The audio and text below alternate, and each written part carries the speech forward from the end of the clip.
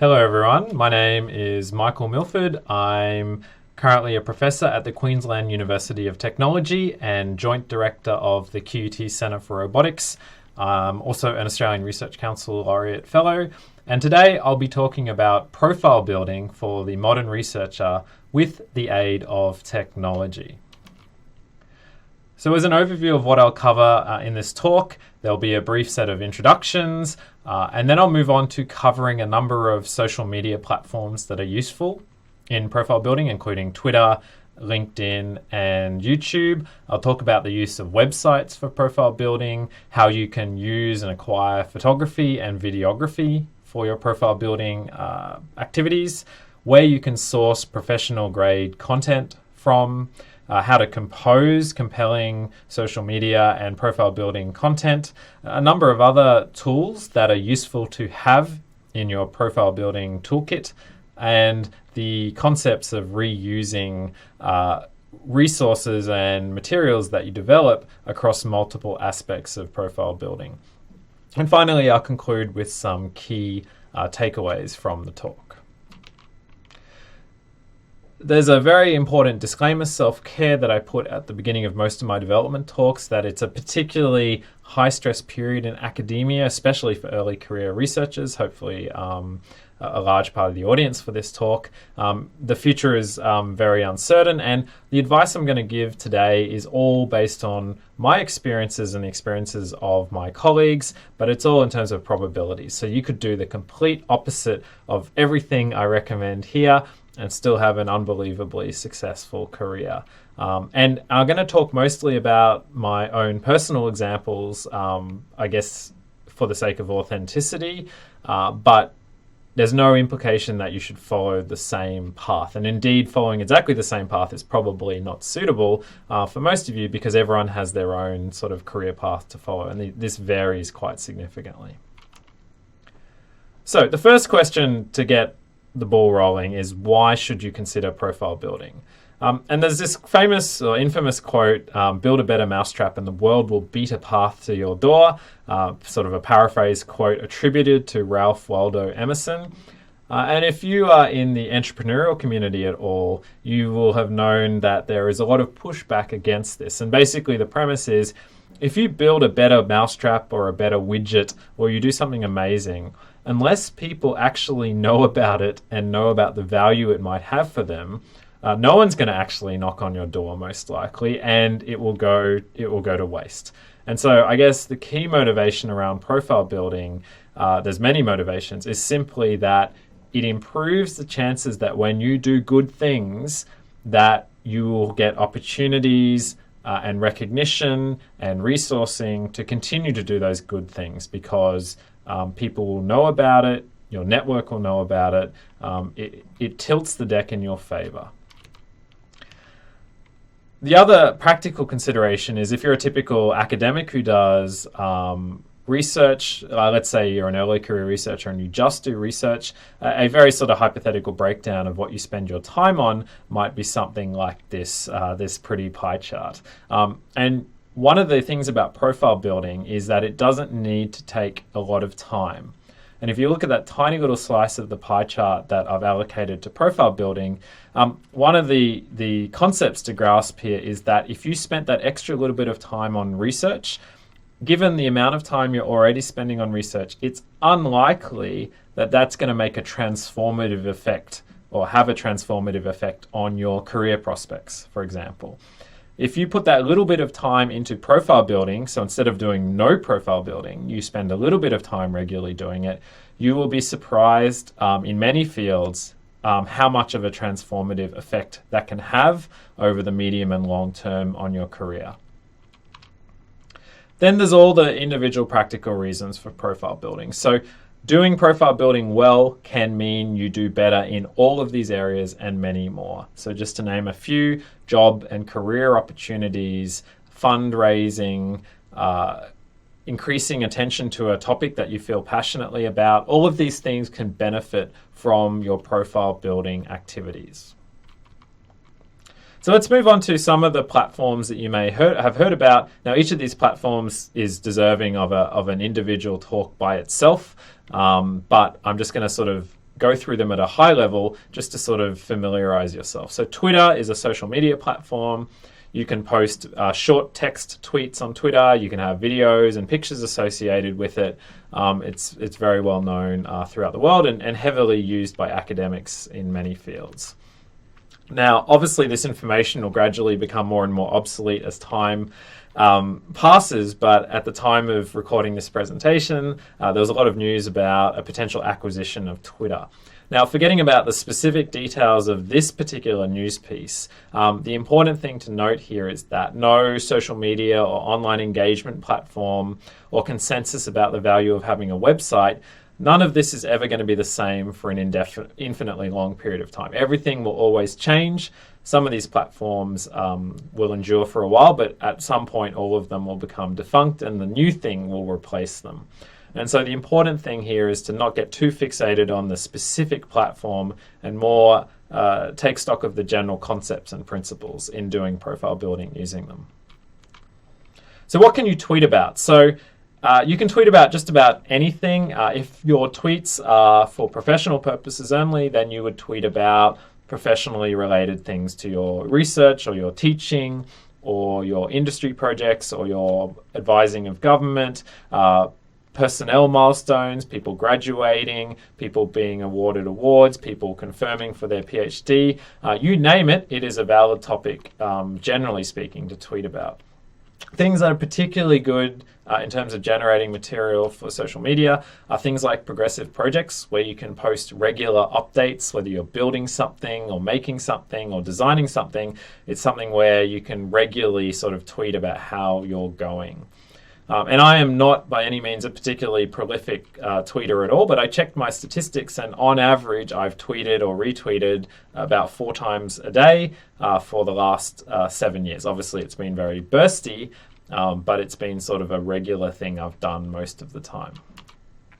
You can, of course, make your job easier. There are a large number of automation platforms available. These automation platforms allow you to schedule tweets ahead of time at regular intervals. They allow you to somewhat automate some of your content, although you have to be careful because some of these platforms disincentivize purely automated accounts known as bots. But these tools can help you do this social media engagement more effectively. Tweeting safely, and this applies to all social media, tweeting safely and appropriately over time very much requires practice, good discipline, and sort of good filters. And so there are always everyday examples of tweets going bad. Often a tweet that goes bad for a researcher is unintentional. So it's not as if they've maliciously tried to go out and defame someone. They've tweeted something without fully thinking through what they've said in the tweet, and then it's had all sorts of unintended negative consequences. So this is something that you have to be a little bit careful about. It shouldn't stop you from doing anything. Anything that's on the internet is forever, of course, so you do have to be careful, but it's just something to keep an eye on if you engage in this activity. LinkedIn is another very professionally orientated social media site. It's a little bit different to Twitter in that it's a site where you post your profile, you talk about what you do, you can post all the jobs you've had, your experience, the activities you do. And in terms of engagement, the primary mechanism of engaging through LinkedIn is to write a post or an article. And think of this as like a more detailed, fleshed out version of a tweet, something that you do a little bit more sparingly, maybe a few times a week. And it serves a sort of somewhat different purpose to Twitter, for example. So they're complementary in some regards. Most of the social media platforms, including many others I'm not going to cover today, they have things like you have a heading so you can outline what you're good at or what you're interested in. On some of these platforms, the words you put in here will affect what sort of job opportunities come your way, so they are important. And then in terms of opportunities, a platform like LinkedIn can generate the majority of job opportunities if you're in certain careers. And so this is just a very limited subset of very anonymized LinkedIn messages that I've received. I would regularly receive inquiries. Most of these inquiries go nowhere or they're completely unsuitable. Sometimes they lead to more interesting opportunities and more discussion. Sometimes they lead to discussion where it's deemed that I'm actually not suitable for the position. But the key point here is that if you have your profile up, over time you might be surprised by how many opportunities or potential opportunities come your way. YouTube is the famous or infamous online video platform. Basically, you post videos on there. They've in recent years moved to trying to have more short form videos, like TikTok, for example. But its bread and butter is still very much these long form videos of sort of minutes to many minutes, sometimes an hour long in form. So this is my YouTube channel. This is a snapshot from a couple of years ago. You can see teaching related videos, research related videos, tech demo related videos, tech review videos, all that sort of stuff. And you can post whatever's relevant to your activities. Video production is, in general, much more time consuming, so it's not something you should enter into lightly, but it is very doable, especially if you don't set the bar too high for yourself and you practice. You'll get much, much faster over time. The other thing you can do is co-opt people. So this is a video that I did with Create Digital on engineering in the movies, and they did most of the heavy lifting. I had to provide some guidance. I had to turn up and do some of the shoot, but the effort involved on my part was much less than if I'd had to do the whole video entirely myself. So this is another option for creating online profile, is collaborating with others. If you want to actually create a dedicated video yourself and you have access to sort of low-cost video production services for a few $1,000s, which is obviously not an insignificant amount of money, but if you have project funding, it's feasible potentially, you can create a reasonably slick tech demo video or research coverage video that will combine footage of you with stock footage and other compositional components, and maybe a day or two of your effort. So for important projects that you want to flagship or highlight, this is a potential thing you can avail yourself of. Websites long have been the traditional way for academics to engage online. In the year 2022, or wherever you're watching this, the nature and format of websites has changed substantially over time. But a typical academic or researcher will have the opportunity to create various, what you'd say, organizational pages. So these are pages with the company or university that employs you now. And sometimes they will have multiple pages or centers that you are part of. And all of these can help build your profile. You can also duplicate a lot of the material between them, so that makes things easier as well. External pages, the importance of external pages like Google Scholar, which tracks your citation data, varies between fields. For some fields, they are extremely important. A lot of career recruiters will look at this page first before they look at anything else. The rights or wrongs of whether citations should be emphasized so heavily is a topic for another day, but the current state of affair is that a Google Scholar page or equivalent can be important for your profile building. And then there's lots of external web pages that you can be on, so sites like ResearchGate if you're in Australia, and OrcID number, or maybe that's international. Any companies or organizations that you work with may have pages on you. If you've won any prizes or you've done any media writing on the regular, you may have a web page with those organizations as well. And generally speaking, you don't want to spend too much time on any one of these individual pages, but all of them together work to improve your online profile.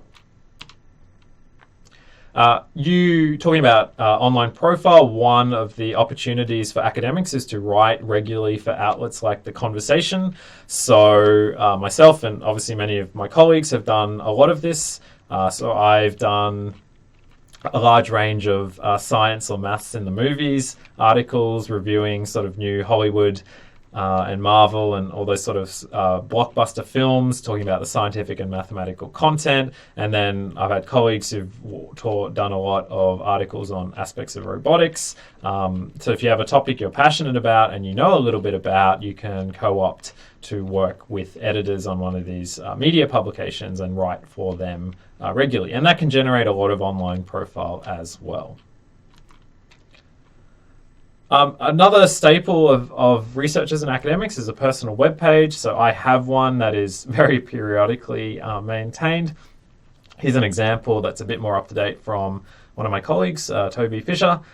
The value and impact of standalone websites is probably less nowadays than it was 10 or 15 years ago. Nowadays, a lot of content and leads come through what we call third-party services. So this could be Facebook or LinkedIn or Twitter rather than directly through the World Wide Web and web pages, but it's probably something you still want to consider having.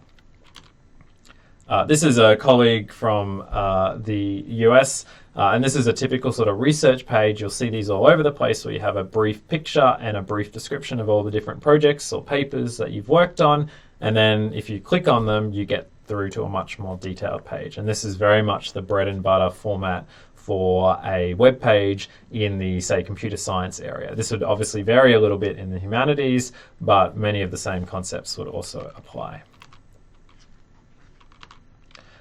All right, so if this was the live interactive talk, there would be times for questions, but this is a moment for reflection. But I will move on to the next part of the talk. So, where do you get the content for your profile building, especially for things like social media? So let's talk about photography and videography, taking videos first. So you really have three typical devices. You have your smartphone, hopefully, if you're lucky enough to have a smartphone. There are dedicated sort of cameras, like action cameras, like a GoPro, for example. And then you have professional grade cameras like DSLRs and modern sort of high-end cameras. Now, this is my opinion, but for most of your profile building needs, the convenience of the camera on the left in your smartphone, which you have with you everywhere, hopefully, far outweighs any marginal substandard picture quality you get from it compared to the camera on the right, which is bulky and you don't have everywhere unless you're a photography enthusiast. There will be situations where really top-grade professional photography is critical, but they will be few and far between compared to most of the shots you're taking. And to be fair, a modern smartphone takes pretty incredible photos if you have the basic technical skills in terms of framing your shot down pat. The cameras like GoPros and action cams, you can do all sorts of creative things with them. They're very useful for taking time lapses. So if you're building something or running a workshop over a course of a day, time lapses can be a really great way to sort of capture the visuals of that, assuming that everyone is okay with being filmed. Other types of videos, unboxing videos on the left are very popular for people reviewing products online, but you can do the same for your own work. So whether it's looking at a new journal article that's just arrived that you've written in hard form, the one on the left is one of my prototype STEM books for kids, and this is the first proof I ever got, so it was very exciting to have a look at it. And then on the right, there's a time-lapse of me shipping books out to customers, I think, or a giveaway. I can't remember which one it was. So that's a time-lapse example. If you work at an organization where there are professional photographers and you take place in professional photography photo shoots, if you make friends with the photographers, they'll often send you their photos. This is one of our long-term photographers at QT, Anthony, and you can sometimes get access to some of the material that way, which is really cool. You can hijack existing photography sessions. So if you are involved in some sort of event and there is already a photographer who's approved and on site taking photos, then you can potentially ask for their permission to use the photos as well. Once again, no extra effort or minimal extra effort on your part, but you might get some really cool snapshots. Selfies can help. So I'm a big science fiction fan, so I raced down to get a photo with Arnold Schwarzenegger a few years ago, and selfies used within reason can be very cool for profile building as well. So where can you source professional grade content beyond the photos that you're taking yourself? So there are lots of what we call stock photography and stock video sites online. In the next few years, they may be replaced by artificial intelligence generated imagery and videos, but for the moment, these sites are still the go-to place. And these have lots of really high quality imagery that you can use. You have to pay for it, but the price is incredibly cheap. So if you buy a month's subscription and you use the entire photo allowance, it can be less than $1 to get all of these very high quality photography assets, which is pretty incredible. And this is a zoom in on just one of those assets in that slide that I showed previously. Pretty incredible quality. You have to show the image credit where appropriate according to the license agreement, but it's pretty lightweight. There's not a lot of effort. Great shots of cities, of people. You do have to be a little bit careful. These stock photography sites have systemic sort of bias issues in terms of their representation of different keywords. To give you an example, if you search for racing man, you get this bunch of photos which looks somewhat sensible. These all make sense.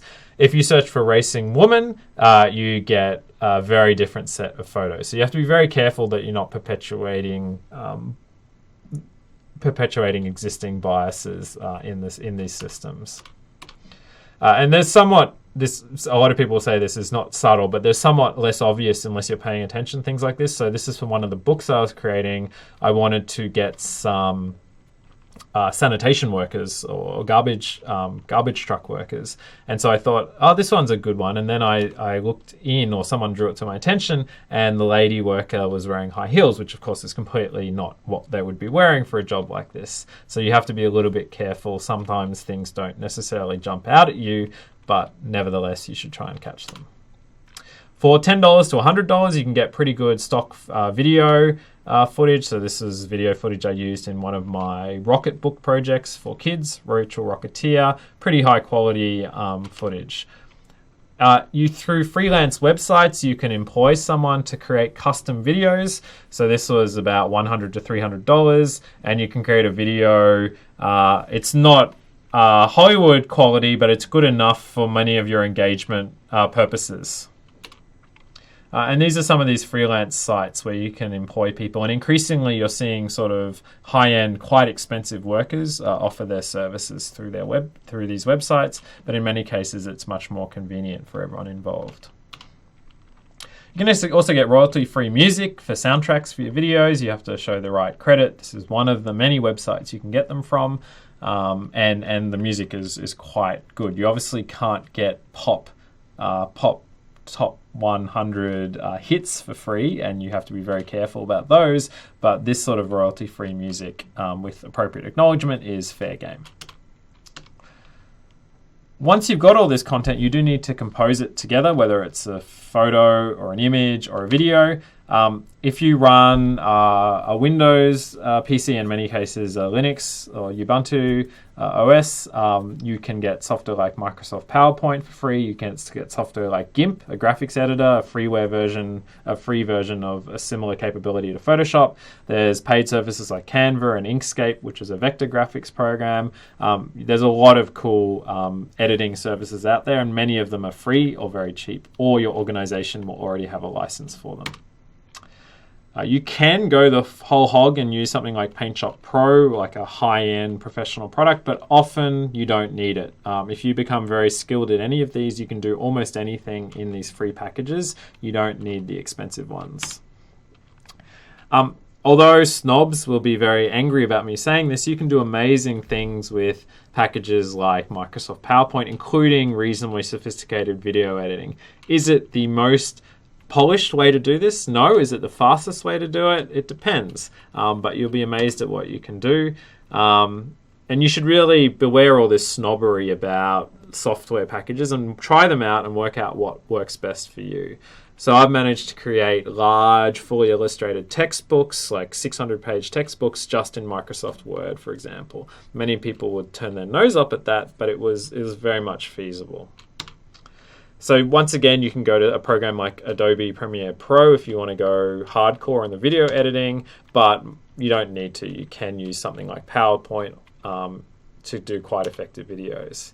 So these books have all been done primarily through PowerPoint and these stock photography websites, no real professional grade quality software involved. And you can create illustrations. It's not perfect, but it gets the point across, at least for a kid's book. And quite nice illustrations, composing interesting infographics from these stock photography websites. And compared to like commissioning an illustrator to do this, you might have to wait a week or more. They might spend several days on the project. You can compose a thing on the left in 15 minutes or less. So in terms of time efficiency, if it's good enough for your purposes, there's no comparison. It's much, much faster. For a research context, this is a picture I did for one of our researchers' papers a couple of years ago, illustrating sort of a research schematic in the autonomous vehicle space. Some animations. This is the bus jump from that famous movie Speed, animated using PowerPoint. And these are a bunch of other animations. So it's not perfect, but it's good enough for illustrating the point.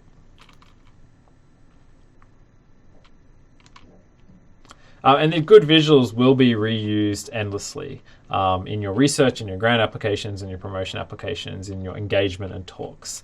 So they're worth their weight in gold to get right.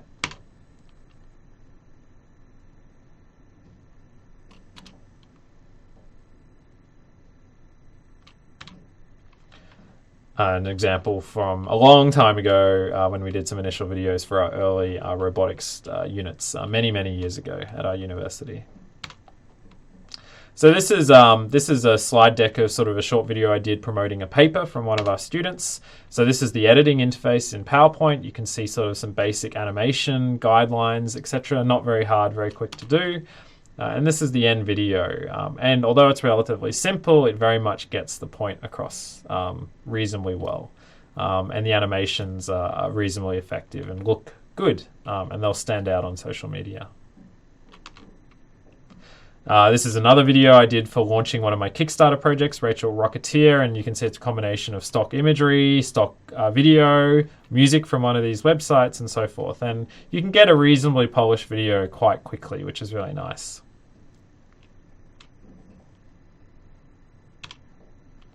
So yeah, creation can be easy, it can be fast, and it can be relatively cheap or even free in some cases. So that's a key point to make. And I have no artistic skill. I'm technically competent with these programs, and I'm able to create reasonable illustrations with them. You also want to be careful. You want to be careful with drowning people with too much stock imagery and photography as well. So there's a balance to achieve. Now, you don't want to do any of these things once and never use it again. You really want to repurpose your work. So you're going to spend a chunk of your career applying for stuff if you stay in academia or research, grants, promotions, prizes. And so you want to use the materials over. You may have to tweak them each time, but if you're reusing them many times over for different purposes, you'll get the maximum value out of them. Doing once-off creations that are never used again is generally very inefficient. And so these are some examples of award applications, promotion applications, where a lot of the visuals are reused, maybe with slight tweaks, but there's a lot of reuse, which is very efficient. So other considerations of tools or things you want to have in your toolkit. If you're interested, make some attempt to quantify and track the impact of your various profile building activities. Some will be very impactful, some will not be impactful, and you can ask people when they reach out to you how they heard about the thing that they're approaching you about through what sort of channels. And that sort of feedback, even at a qualitative level, can be very useful. If you're in academia, if you can, through consulting or spare money left over from a grant, have a small, what we call a slush fund. It's got a negative connotation, but basically a fund where you can use it in a discretionary way to buy things like stock imagery. It can be very useful. And it doesn't have to be a huge amount of money, like even a few $100s can go a long way in this field. When you're doing all this profile building, one of the things you'll use time and time again is testimonials and references. You can ask people for them. People will offer them for free as well, giving you feedback. You need to check that you can use the testimonial, but that's very useful. So I've done one for some of my talks, and I collect a lot of testimonials. But you can also give them on platforms like LinkedIn as well. So people ask you to give them a testimonial when they're applying for a job or a recommendation. So what about your technology setup? So I'm using my puppy Archie to illustrate this. So your smartphone is the thing you always have with you. You can have social media apps on it. It's what you'll use to generate a lot of your photo and video. You can do some tweeting and social media on it, but you shouldn't do any heavy lifting with your smartphone except when you have no other options, or perhaps you're at an awards night and you want to tweet about an award you've just got. Your smartphone is appropriate there. It wouldn't be appropriate to pull out your laptop and set up at the dinner table. Your laptop's the intermediate option. It's often with you as well. It can do a bit more heavy lifting, so if you need to do video editing and composition that's slightly more complex, your laptop might be able to do it more effectively than your phone. And your desktop, especially if you set it up right, is your ultimate workstation. Whenever you're on your phone or your laptop, you should always be thinking, should I get up and move to my desktop because I'll be able to do this 5 times quicker on it, rather than persisting with very slow throughput on your smartphone or even your laptop. Now, why would you not consider social media and profile building? So the first thing is, if you're not in a resilient, healthy mental space, if you're in a toxic workplace or you're in a toxic situation in terms of a supervisory team, then social media is just going to add to your hurt, because it's not the most... It can be a challenging space mentally to work in, because you're just drowned with people's stories of success and highly curated stories of failure, and so it can be a pretty challenging place to operate in. If you're in a field where the idea of doing social media and profile building is sort of ideologically abhorrent, it might not be appropriate for you. If you just want a quiet behind-the-scenes career and you're not particularly interested in sort of climbing the career ladder, you might not really consider doing it. Most importantly, if you don't enjoy doing it, or both don't mostly enjoy doing it, if it's a chore, you're never ever going to keep it up, and that's fine, but it's worth tracking. If you're really slow at it, even after you've tried it for a while, you just won't be competitive, because a lot of other people are very quick at it, and it will consume too much of your time, and I've already mentioned this one. The other warning is social media is really hard to turn off, especially because a lot of people use social media for both professional and personal stuff. So practicing very good technical quarantine, where if you're on holidays, you completely disconnect from the professionally related social media, or perhaps even your personally related social media, is a very important thing to consider doing. All right, so that was probably exhausting. Let's recap the key takeaways. So there's a lot that you can learn if you go down this journey. There's lots of opportunity for efficiently reusing all the stuff you do here across multiple platforms and activities. You most definitely don't need to do everything or even a large part of what I've talked about in this talk, and there'll be other things you can do which I haven't covered in my talk, which I haven't done, but which many other people have done very successfully. So those things are worth learning about as well. Perhaps most importantly, I enjoy talking about what we've been doing and showing it on social media. I really find it genuinely enjoyable, and I learn a lot from trying to communicate it to the wider public. And so if it's something you enjoy, it's something you can definitely sustain. The other warning is, profile building is an enabler, but you still very much need a core. So there needs to be some core thing you do, whether it's research, teaching, policy advising, whatever it is. There needs to be some core that defines what you do, and then profile building will enhance and act as a force multiplier on top of it. It's very hard to do lots of profile building if there's nothing of substance behind the scenes. You really want there to be some core value proposition that you bring to the table, and then profile building will wonderfully enhance your exposure and ability to sort of follow that career. All right, I hope that talk was of interest. I'm always available to chat within limits of my schedule, and I look forward to seeing your profile building activities as I interact with you online and in person over the coming years. Thank you.